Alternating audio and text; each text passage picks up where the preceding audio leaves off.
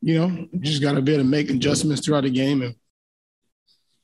And they came out with a sense of urgency. And we didn't, much better team than the Knicks, obviously. So when you're playing a championship caliber team, you have to play a certain way and do certain things, and we didn't do those things tonight. Plus, you guys have 27 games left in the regular season. What are the challenges you guys have to overcome to get going in the direction you want to go in? I can't point them out and say it's one challenge, but there's a lot of challenges, as you probably can see. Just trying to create some consistency, honestly. I think that's the number one thing is creating some consistency within our team, which we don't have at the moment.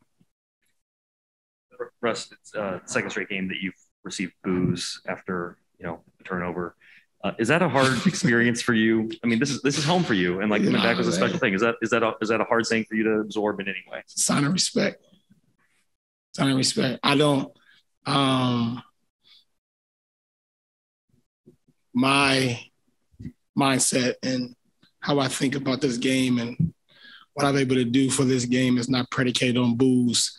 I have a platform that I'm able to use to be able to do other things that God has blessed me with to be able to do, and I will continue to do those things, regardless of people boo for me, cheer for me, cuss me out, call me names. It doesn't really matter. The most important part is that I continue to use my gift to be able to play basketball and use that platform to be able to help and other people around the world, and that's all I can do, and that's it. Specifically to this team, the goal of this team, is that in a certain way on how this has gone and how this experience has come together?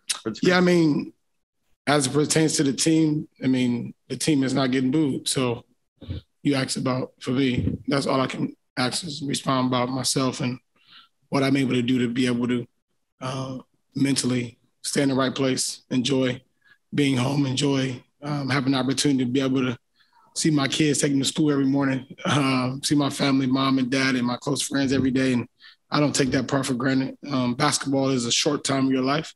And I enjoy it and have fun and want to compete at the highest level, but also it's not the end all be all. And there's something that bigger than basketball that we can do as people. And I understand that. So that's why I'm comfortable with whatever comes, cheers, boos, doesn't really matter. Russ, you told BT that searching for consistency could perhaps help with the challenges. And obviously, NBA trade deadline this week, there's a lot of activity today. Yeah. Would the roster making some sort of deal, would that make things harder in terms of consistency? Honestly, Dave, I'm not sure. That's out of my hands. The front office, they'll figure that out the best of way they can. My job is to make sure I come to work, do my job to the best of my ability, and that's all I can do. Russ, I guess sticking on the consistency front, Frank has said he's still looking to find kind of a starting lineup, and he's obviously been kind of tweaking that game to game recently. What's that like for you guys as the starters to kind of be playing with the different lineups out there? And yeah, it's difficult. It's difficult. You don't never know when you're coming in. You never know when you're coming out. You never know when you're playing. You never know a bunch of things. And I'm speaking for me personally. So it's a difficult process to be able to figure out and creating a rhythm, creating some consistency where we can actually see what we're able to do as a team. But those decisions are made by him and his coaching staff, and you got to live with it and move on. Russ, there's a moment right before the end of the game where you went over to LeBron and AD on the bench, patted LeBron on the head, AD on the shoulder. Seemed like you're trying to pick them up in that moment.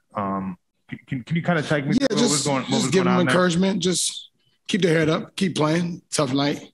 And I told them I wish I could help them. Unfortunately, I wasn't in the game to be able to help them. And that's why I came here to be able to help them out. So unfortunately, haven't been able to do that, for them, but that's not my call. I can be there, as a leader and as a voice of whatever it is that is needed for the team. And that's what I'll do until, my number or whatever is called during that time. Just because I don't want your words to get misinterpreted or twisted, I want to be clear about this. Has Frank been clear enough with you about when you're not going to play? And has that been a problem? He hasn't. But I don't need him to be clear about whatever decision he makes, and that's up to him. My job as a professional is to come to work, be in a positive mindset, put my head down, do my work to the best of my ability, and be there to encourage my teammates. That's it. Do you have a sense for what benchmarks you have to hit to be in the starting line or the closing lineup more consistently? For me? I don't got that answer for you, but I wish I did. I shouldn't have to hit any benchmark, to be honest. I put a lot of work and I got a lot of respect in this game. I don't have to hit a benchmark. I shouldn't have to. I earned the right, to be in closing lineups. I mean, numbers will tell you. I don't have to explain that. But like I said, once again, that ain't my decision.